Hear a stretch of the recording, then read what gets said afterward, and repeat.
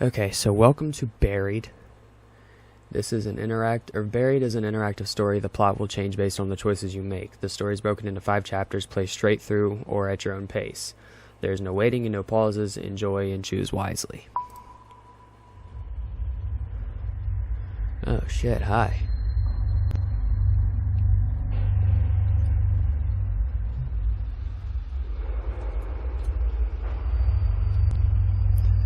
I open my eyes and the first thing I want to do is scream. I'm flat on my back and everything seems to hurt. The trees overhead look familiar. It's a clear night sky, almost beautiful. Except for the fact that this means I've been out cold for at least 6 hours. But there's something wrong. I don't remember what, but something happened and my head, my God, my head hurts. And a ringing in my ears. Was there an accident? An explosion? I think. I remember Dennis screaming. But after that, I can't remember. As I sit up, I notice that my hard hat has been thrown off. I look around the area, but it's not here. It feels strange to go anywhere without my hard hat, but I've got to find the other members of the crew. They could be in danger.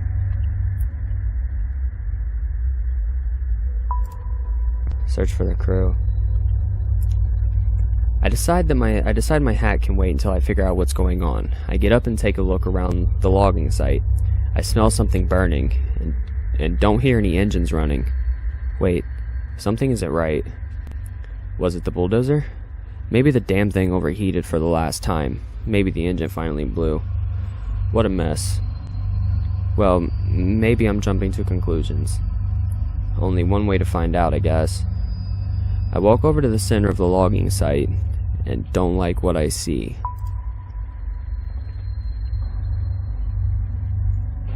Oh shit. Damn! The logging site looks like a bomb was detonated right in the center. I don't know where to start. The one load we had managed to stack on a truck for the day is overturned. The trailer bent and the logs hanging off the back. Where the hell is everyone? My head is killing me, and this ringing in my ears. I can't hear anything. Not birds, not my footsteps, nothing. It makes me wonder if I hit my head after my hard hat flew off. I run through a quick mental checklist to make sure my brain is still working. My name is Roger Hastings. I'm 41 years old. The year is 2017. I own a small logging company, and we've been logging in this strip of Kentucky woodland for almost a month now. Okay, so my brain works, that's a relief, but it also makes me fearful because something is certainly not right here. I look around the logging site. My mind is trying to figure out what has happened. Just about every piece of equipment has been overturned or tilted. Shit. Look at the debris. There are bits of debris everywhere. There are fragments of the 5-gallon bucket I keep our work rags in, a loose saw chain, and an overturned gas canister. Had there been an explosion, all of the fuel on site would have started a fire, but there's no charring, no burning, nothing. I walked through the area where Dennis had been working. From the looks of it, he'd been moving slowly. He'd only taken down 4 trees today.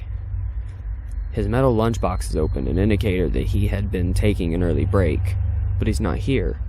No one's here. Where the hell is everyone? I could try to make a call on my cell phone, but its battery is already running really low. Not that it matters, the reception is crap out here. Yell out. Hey guys, where is everyone? Tony, Dennis, Frank, Joe? But their names fall flat among the wreckage. I get nothing back other than scaring away a few birds overhead. Might as well start walking and try to find some answers. The highway is almost a mile back through the woods, down the gravel road we used to reach the site. Maybe the crew ran that way for help. But why would they have left me? Were they scared? Out of sorts? Maybe I can catch up to them, but with my truck turned over on its side, it looks like I'll be walking. My God, I can't even remember what I was doing before waking up on my back. Wait, what's that? Underneath the bulldozer. Oh my God, it's a leg. It has to be either Tony or Dennis. The dozer looks unstable, like it might roll some more. Might not be safe to get close, but at the same time, I can't just leave him there.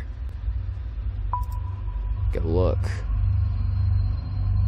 "Hey," I yell. "Are you okay? Are you alive?" I skip over the stray logs and wrecked equipment to get closer. Seeing the dozer teeter makes me think maybe I should have grabbed my hat. I can see a bit more of the leg. The jeans are soaked in blood. I recognize the work boots. It's clearly Tony. His leg is bent at an impossible angle, nearly crushed flat. The closer I get, the more apparent it becomes that Tony didn't survive. Leave the body alone since it's under the dozer. I don't want to die too. There's nothing I can do for him now. I start to back away slowly.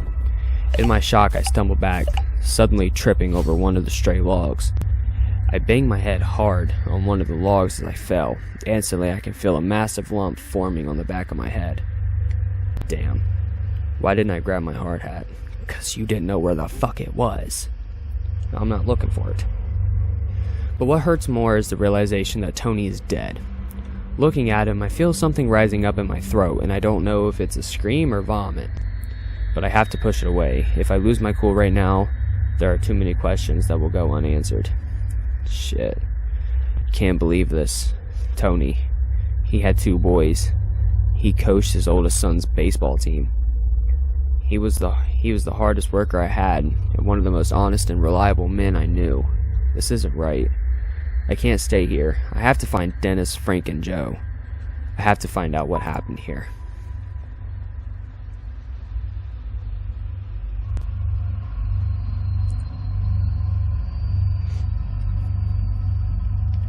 As I walk through the stacks of logs from the last week or so of work, everything feels frozen.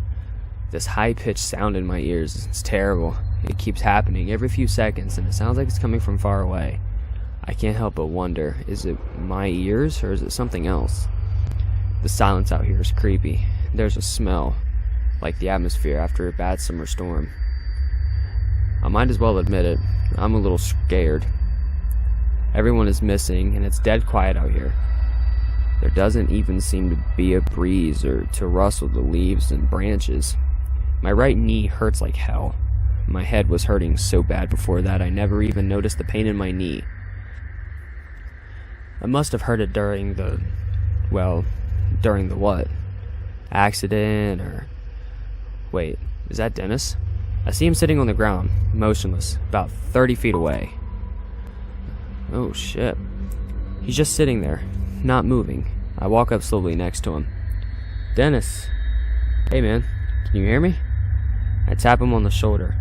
He looks up at me from the ground, clearly coming out of a daze. "Yeah, Roger, I hear you," he says. Dennis is built like a wrestler and has the tough personality to match. But in this moment, he looks disoriented and even a little anxious. Though I'm glad to see him, the fear on his usually confident face is alarming. "What the hell happened? What's going on?" he asks. "An explosion, I think." "An explosion," Dennis says. "Yeah, I believe that." "Why do you say that?" I ask. "Did you see something?" He doesn't respond. Still sitting on the ground, he looks around the woods, as if he is just now understanding the severity of the situation.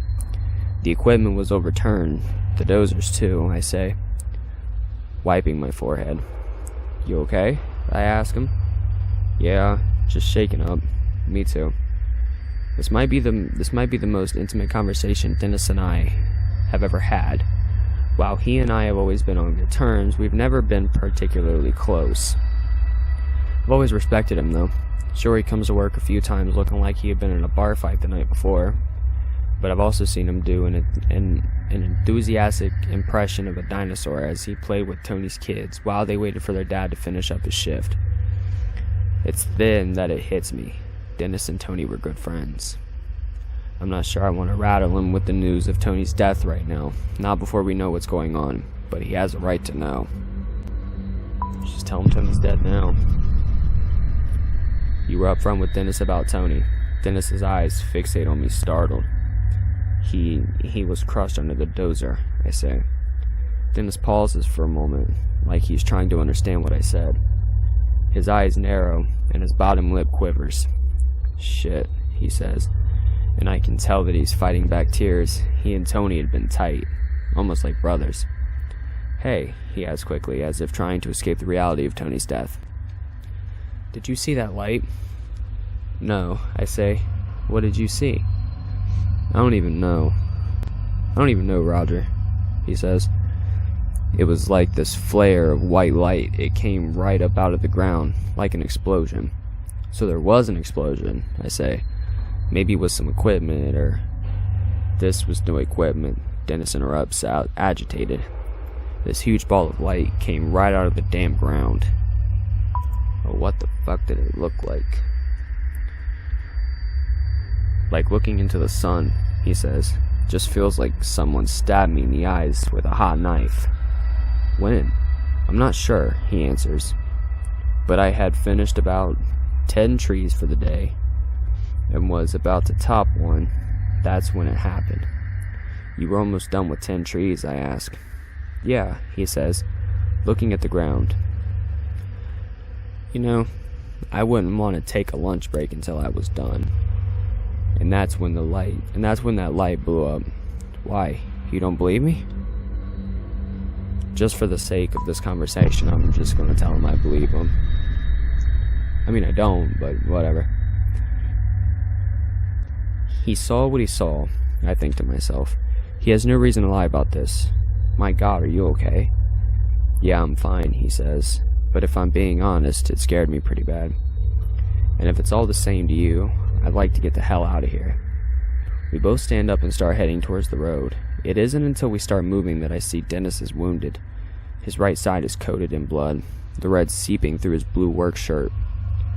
There are splatters of it here and there, but also a very large red splotch that makes me worry.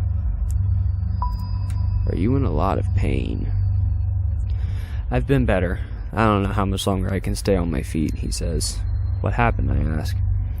"I'm not sure," Dennis replies. "I must have gotten thrown or hurt somehow from that light."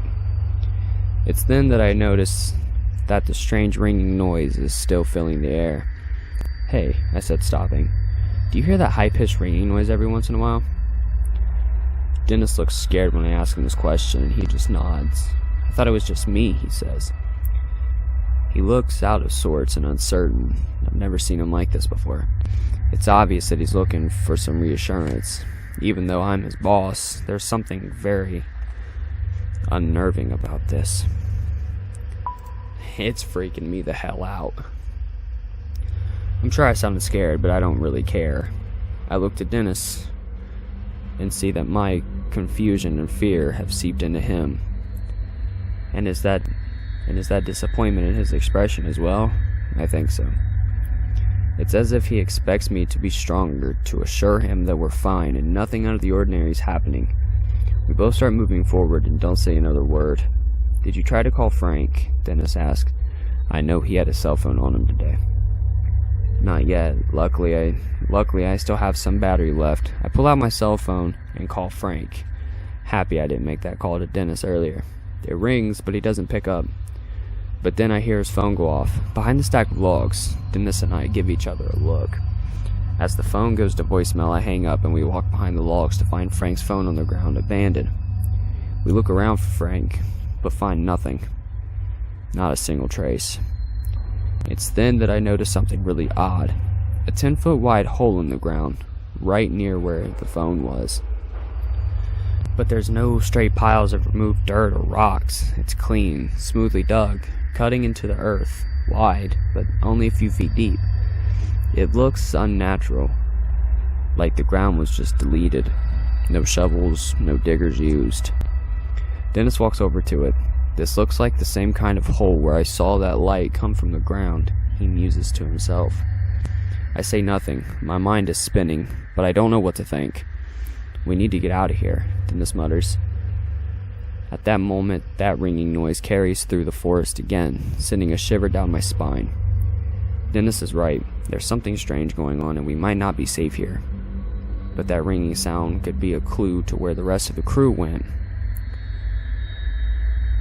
Oh, piss. I don't know to check the sound or get out of there. Screw it, I'm white. Let's check this out though. That's how you know I'm really white. Something's not right, I say. And if there's a mechanical noise like that, you think someone is out here, he asked? Maybe. I think we should at least check it out. They might be able to help. Yeah, you go right ahead, he says with a grin. I'll be here waiting for you. Better hurry, though. Dennis doesn't look like he's in the best shape to be trouncing around the forest.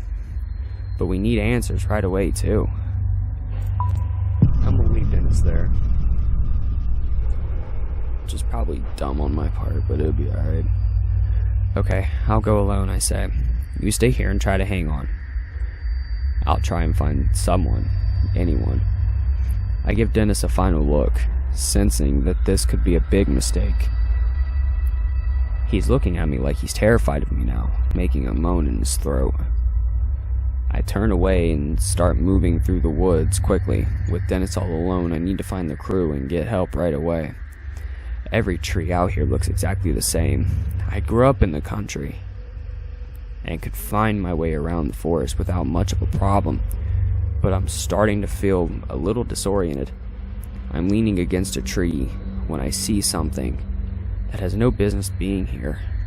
Our logging crew has been out here for 3 weeks, and it seems impossible that we could have missed it. A bunker of sorts? Question mark? Maybe a bunker? I don't know.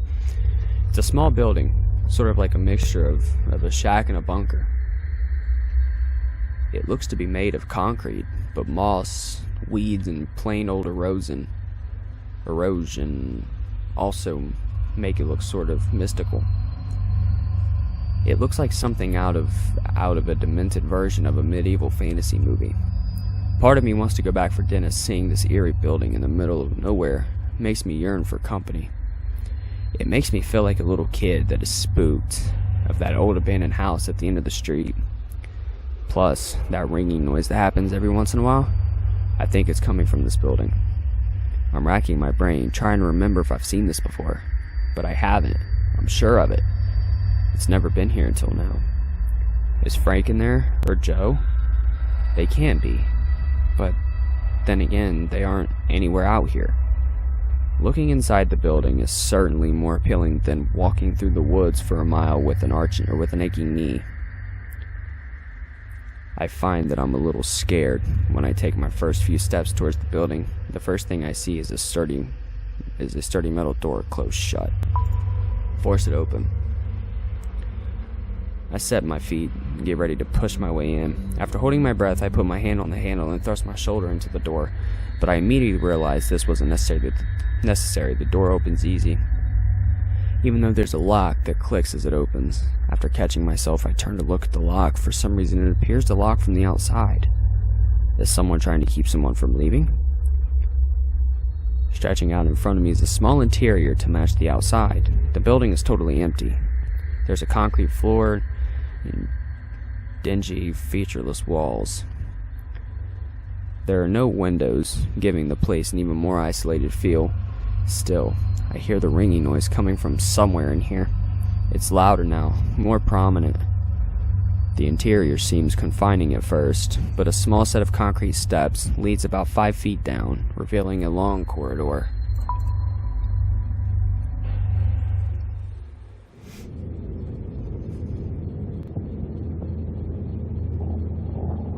Talk about a tight corridor. Shit. It's a massive corridor, in fact. Okay, well, fuck me then. Like I'm in some kind of building underground. It seems to go on forever. The corridor is quite dark, lit only by emergency lights, spaced every 10 feet or so. I assume I'm now underground because this corridor extends far beyond the limits of the building I entered. I realize that someone might not appreciate finding me here. Let's walk quickly. Let's get this shit said and done. I'm eager to figure out what's going on here. My footsteps echo loudly in the dust and the dirt. If there is anyone here, It's not like I'm trying to be quiet and stealthy with the intention of sneaking up on them. If anyone is listening, they definitely know I'm here now. Just coming into view at the end of the hallway is another set of concrete stairs leading further down into the depths of the earth. I can still hear the ringing noise every so often coming from somewhere in here. I look ahead to the concrete stairs, wondering just how far down they go.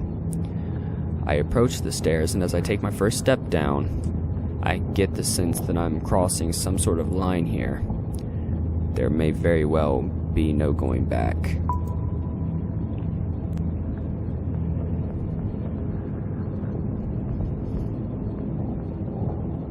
You can tell this place is abandoned as all hell. As I head down the stairs, I notice that they looked aged. The damn ringing noise is somewhere below, louder than ever. I feel like I'm walking down into the cellar of a haunted house, the light becoming scarce as the stairs take a slight turn. I can feel the temperature drop, and as I keep moving down the stairs, my mind seems to lock in on the unknown fate of the rest of my crew. Frank is married, and I've met his wife a few times. Nice woman with a huge laugh. My heart sags a bit when I realize I might never again get to hear him belting out classic rock tunes during lunch break. Joe, well, I don't know too much about him. He's 22 years old and is considering community college.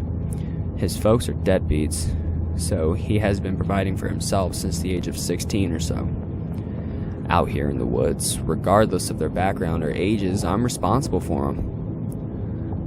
Whether frequenting the local bar after a long day or a while away from their families on this risky job, I'm responsible for them. Maybe I can still find them and still get to hear Frank singing in his deep baritone voice after a few too many drinks.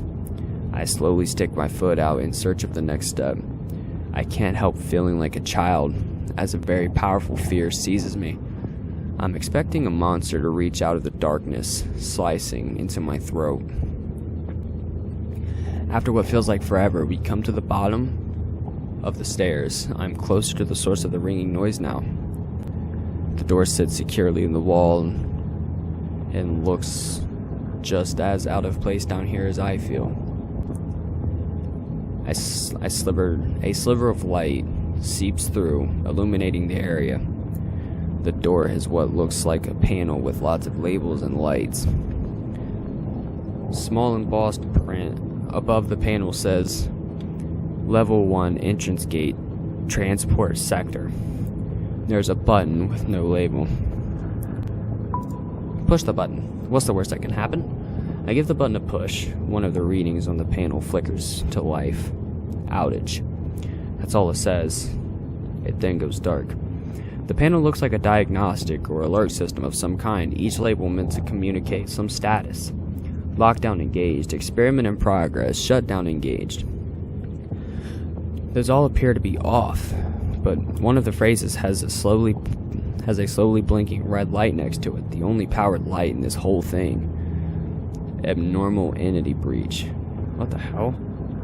I slowly push the door open and more light pours in as I walk through.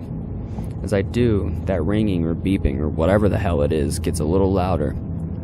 The door closes behind me with a click. At this moment, I can't help but think about Dennis back up on the surface. What's going on up there? Why did that bulldozer turn over? What was it that knocked us out? I hope I haven't left him in a dangerous situation. I've been so preoccupied with my own fear that I nearly forgot about the ringing noise. It had become just background noise. I take a few more steps and can now see where I am. It makes no sense. Yet another thing that simply seems out of place. The shapes and muted colors of metal are easy to identify, but it just doesn't belong here. End of chapter 1. Holy hell. Alright, here we go. Let's get it. Respect the dead. You and 30% or 36% of players left Tony's body where you found it. You and 76% of players were upfront with Dennis about Tony's death. You and 55% told Dennis you believed his story. You and 75% of players went to investigate the ringing sound. You and 36% of players decided to leave Dennis behind. Shit, man. Oh, shit. Damn, that's loud. Shit. We're standing on a thin platform of what looks like a fancy subway. The rails look well used, but not old. There are small overhead lights that are very dim, as if they're running on emergency power. The dim overhead lights are a blessing, but the size of the place makes me feel vulnerable. Staring ahead, the tunnel seems to be endless. It's almost dizzying. But there's a small light further ahead than a space that breaks the monotony of the tunnel's curved surface. Another platform, maybe.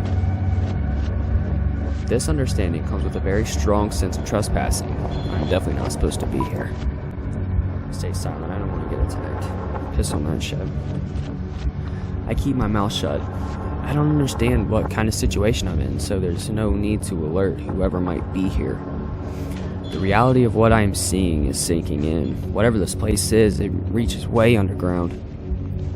That seems impossible to me, making anything that's on the other side of this tunnel dangerous as far as I'm concerned. But of course I'm going on. I'm going to go on. Human curiosity is going to see to that. Also, the ringing noise is louder down here. It's much more solid now, and there's some other sound. Something like the faint hum of machinery. I can go either left or right. The left is slightly lit, the right not so much. It makes me uneasy, because I get the sense that one wrong turn in a place like this and I'd be wandering for hours. Looking each way, I jerk my head right as I hear the unmistakable sound of someone walking. Footsteps. Did I really hear something? I wonder as my eyes strain to see anything. I wait a moment, but the sound doesn't come again, so those are my options. To the left are flickering lights indicating that I'll at least be able to see. There's also a hum of machinery, a sign of life. To the right, it's just darkness, but I also hear footsteps in that direction. I'm going to left. I'm not going whatever the hell that is on the right there. Seems smart to stay in the light. Left it is. Oh, that's well lit. Shit, that is so well lit. As I head left, the lights ahead are like a beacon in the dark, luring me forward.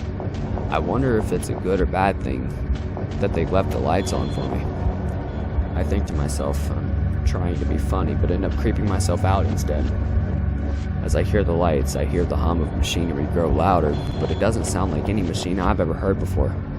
Now fully stepping into the light, I hear that the sounds of machinery are coming from an area on the left side that is protected by a guardrail. Wisps of bright blue light dance on the walls as they leak out from whatever is below. I also notice a posted sign that says danger, severe radiation poisoning. Step closer and look. It's worth taking a look. I walk over to the guardrail and peer down below. This is where that strange hum is coming from. Looks like some kind of power generator, I think. Not like any I've ever seen. Really, that's not saying much. There are tanks and pipes and valves, sure, but there's just something odd about it. It looks out of place, like it doesn't belong. Eventually I notice the main pipe coming out of the top, and my eyes trace along it, just disappears into a black floating mass. I rub my eyes and look again. The pipe goes up and into a sphere, but within the sphere is the deepest darkness I've ever seen. And the area around it seems twisted, almost like a rip in space. At this point, I decide that I don't know much about whatever this thing is, but I don't like being near it. I step away and take off down the tunnel again. As I start walking, I notice another structure coming into view up ahead.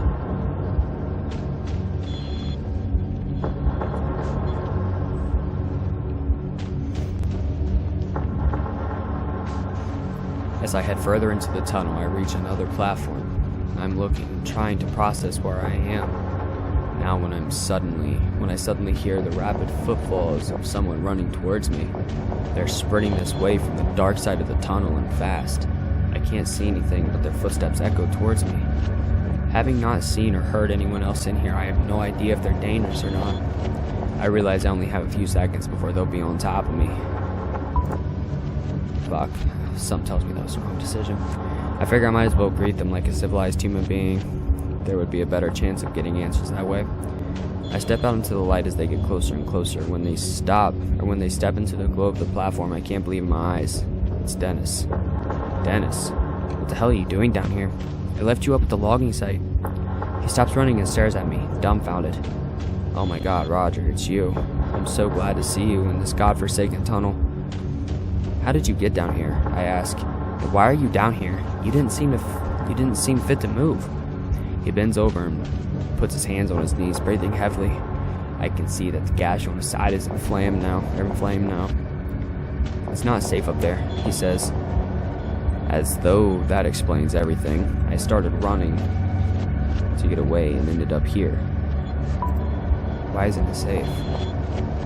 I was waiting for you where we last spoke, and then I heard something in the woods. At first I thought it was a car radio, some crackling static, but it was much louder, like some kind of demon. It got louder and louder and freaked me out. I just started running. I fell into some kind of sinkhole. The damn ground just fell out from under me. I ended up in this weird hallway that led me to this tunnel. He pauses as if evaluating whether what he's just said is crazy or not. Well, you're here now, and honestly, I'm glad to see you, I say. What did you say we check out this platform and see if we can get some answers? There's light coming from the platform, but like the overhead lights, they're dim, red emergency lights. I start to wonder if the explosion at the logging site caused a power outage in this place, whatever this place is.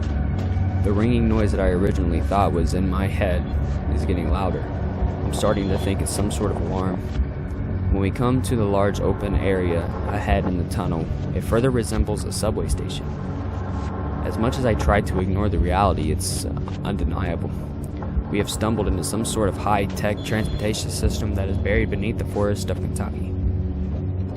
It makes absolutely no sense and creates an entirely new sort of fear as to what the hell we have walked into. I notice that Dennis seems confident though. When we reach the large opening, we have to climb over the rails and up onto the platform. I have to help Dennis over the rails and then up the small utility ladder that is bolted into the opposite side of the travelway. When he reaches the large open area resembling a subway waiting area, he collapses on the floor and lets out a heaving breath. You know what? Dennis says, exasperated. This is ridiculous. I quit. I'm not going any further. On top of worrying about my crew and the madness of wherever we are, I'm not in the mood for Dennis to act like a baby. Yeah. Let his hurt ass stay on the floor. I'm not the one with the gash in my side, I think to myself, so I decide to cut him some slack. Damn, boss. I'm sorry, he says. It's okay, I say. I don't know how you're still on your feet, if I'm being honest. Stubbornness, he says with a weak laugh. You need a minute to rest, I ask, as warmly as I can muster. No, if I sit down to rest, I'm afraid I might not get back up. Let's keep going while I can still go.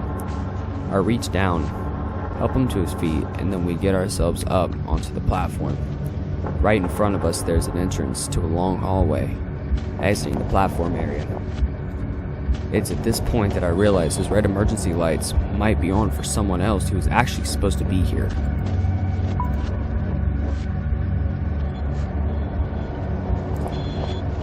I'm still not sure if I want to alert someone to the fact that there are strangers in this secret place. And the thought of hearing a scream, even my own scream, in this empty place is too much to bear. The emergency lights continue to flicker overhead, casting a sick sort of pinkish light on everything. My mind is racing with what sort of place this might be. It's obvious that it's meant to be a secret. And if it is supposed to be a secret, and there was a power outage recently, maybe most everyone is evacuated. While I'm pondering this, a wave of nausea comes over me out of nowhere, and I lurch forward, vomiting all over the floor. Whoa, is all Dennis mutters as he instinctively steps away. My insides feel like they're trying to escape. I put my hand out, looking for a wall to lean on. "Are you okay?" Dennis asked, finally pulling himself together from the surprise. "Yeah," I barely gasp out, after a minute of feeling subsides. "But where in the hell did that come from? Was it that weird power generator?" I finally collect myself to stand back up, praying I never have to feel that again. "Let's keep going," I say, wiping my nose with my sleeve. We step inside and it seems just as empty as every other place we've come through, weakly illuminated by more overhead emergency lights. We are standing inside a hallway that looks surreal for a moment.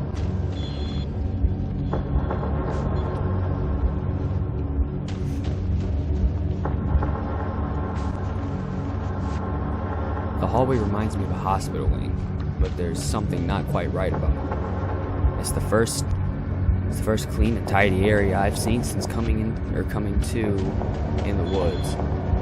It looks like it was recently in use, despite the dim emergency lights overhead. There are chairs against the walls, and the floor looks well cleaned, as do the walls. The ringing noise is definitely coming from here, and a small flashing red light along the ceiling seems to flash along with it. That ringing noise is an alarm, I say, if only to confirm my own thought. "But for what?" Dennis asked. And then he asked the question that has been on my mind since I found the little building in the woods. "What the hell is this place?" We exchange a look that speaks volumes. We reach the end of the hallway and hear a sound like a large metallic grinding. This is followed by a clicking noise, and then the unmistakable noise of a generator kicking on. So somebody is here then. Somebody is here. Oh shit. This is gonna get real bad real fast. Without warning, the facility jolts to life. The red glow of the emergency lights is suddenly replaced by bright white fluorescent ones. The mechanical hum is oddly comforting. Somehow the power being back on urges us on. It's then that I notice the ringing noise has stopped. So it had been an alarm, but for what?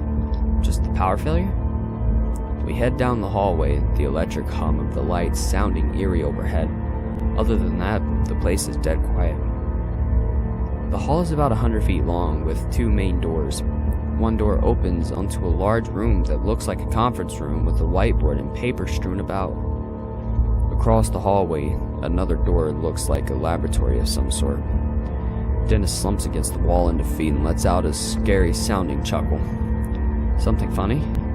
I ask as a dark and brooding panic starts to grip me. Dennis just keeps chuckling as he slides down the floor. "I'm just gonna sit here while you look around," he says.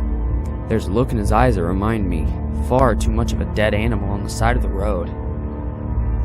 I want to enter the conference room. I want to see what the papers are about. I want to see if they'll... Oh, no shit. A large table sits in the middle of the room, lined with a series of chairs. It looks like something straight out of a showroom.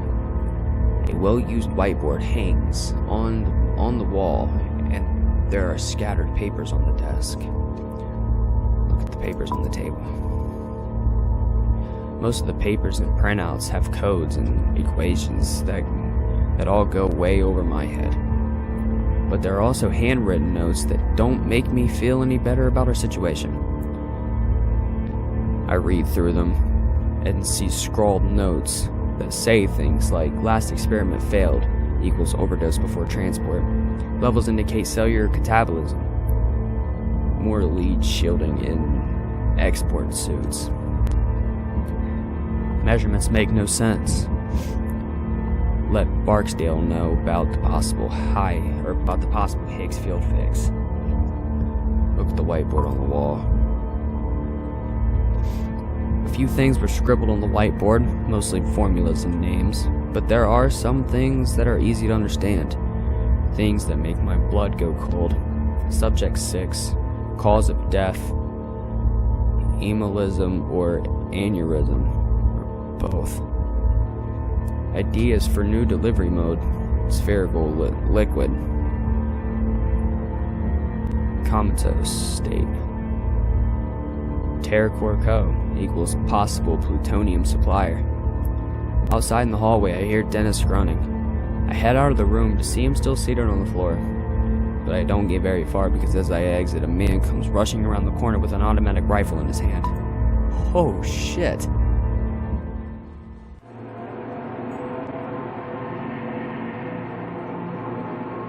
Oh shit.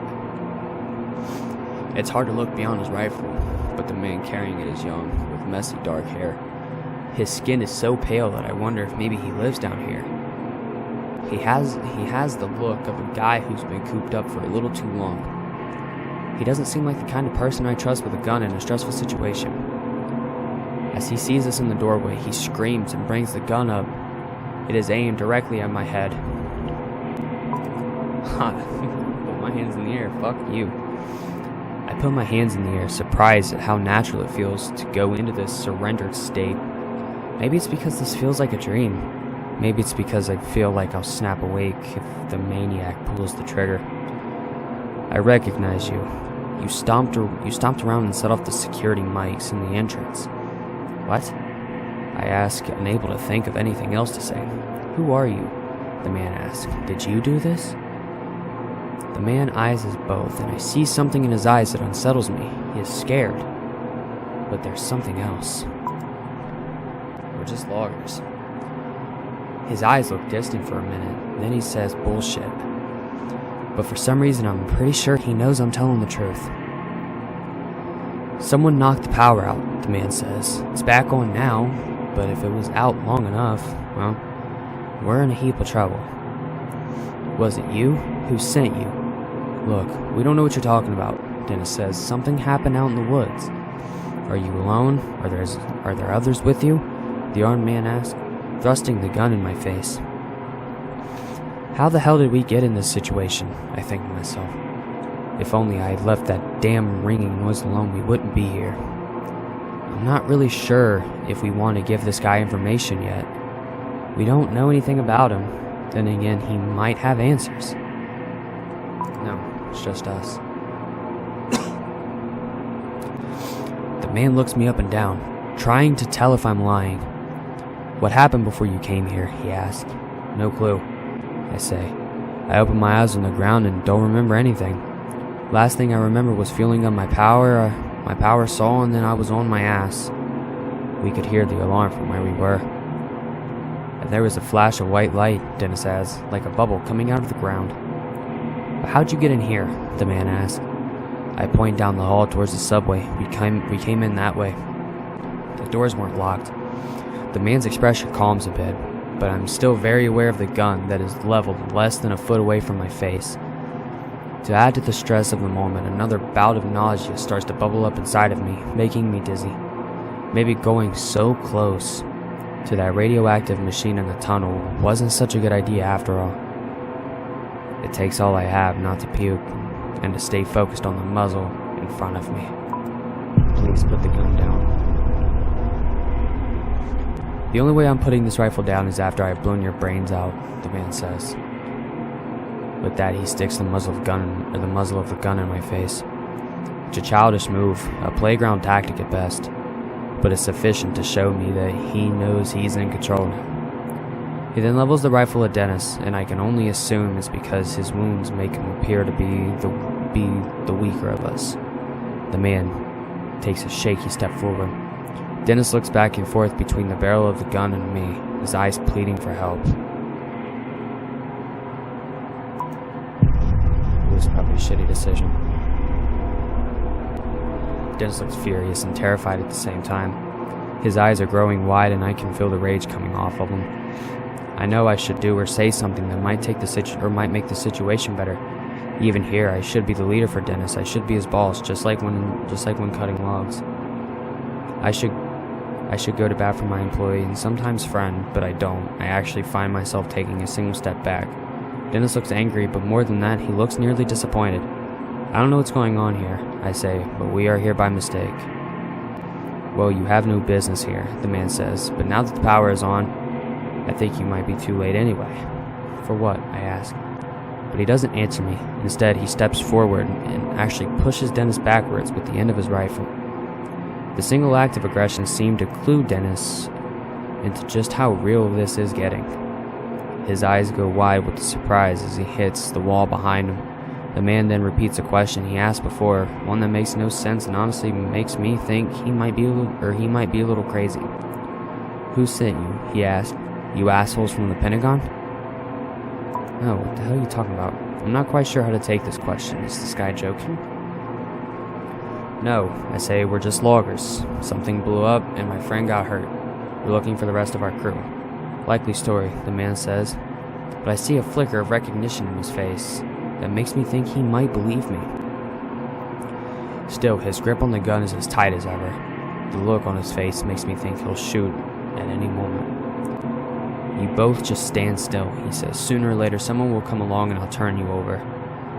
He again thrusts the gun forward, as if it has an invisible bayonet on it. "There's no need for that," I tell him. "I have no guarantee he won't pull the trigger." "Look," Dennis says, "we don't want any trouble. We're just as confused as you are." Then, in a movement so fast that I just about miss it, Dennis lunges forward. I have no idea how he's moving so fast. Just 30 seconds ago I was worried about how close to death he looked. But now he's moving lightning fast, his left arm coming down on the barrel of the gun like a club. In the commotion, the man does pull the trigger. The booming noise is deafening, and there is a moment where I think I've been hit. It takes the clanging noise of the round tearing into the floor at my feet to help me realize that I have not been shot. I look on the floor and see where the shot missed my right leg by less than 3 inches.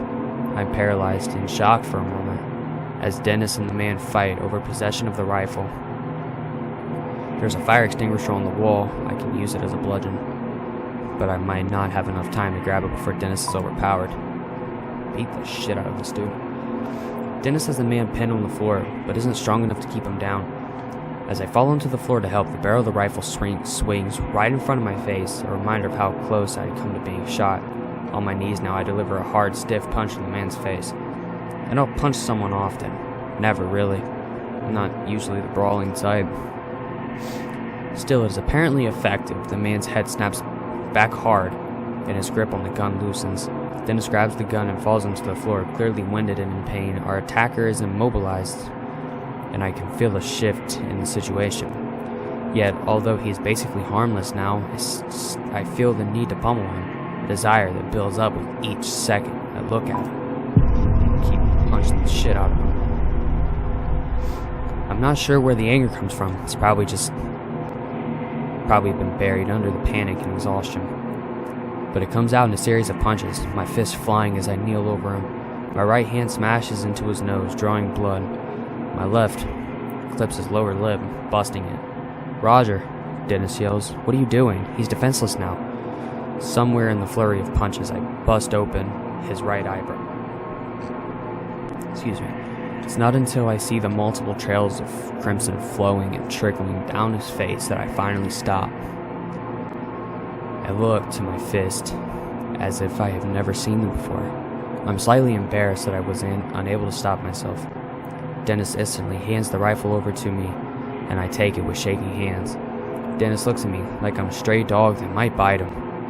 It's a childish look, but in a way I deserve it. I could have helped him, but stood idle. Still, he says nothing else. He lets the situation play itself out, not wanting things to get tenser. "I don't think you needed to keep hitting him like that," Dennis says, some trembling in his voice. I don't say anything. He's probably right, but it was too much of a risk. "What do we do now, boss?" Dennis asks. "We've come this far and I want answers." I sense that Dennis does too. I take a hard look at the man before I reply. "We get answers from this guy." "No answers," the man manages to whisper, his eyes fluttering. Blood is still all over his head and neck from where I let loose on him. "Okay, let's move," I say, pointing the gun further down the hallway. "We've come this far and I'm not going to let this guy stop us." We walk down the hallway until we come to an end. A single elevator waits for us, its steel sliding doors larger than a normal elevator.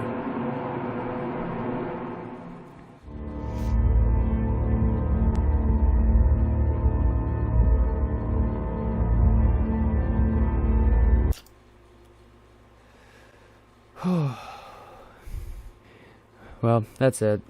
So, bye.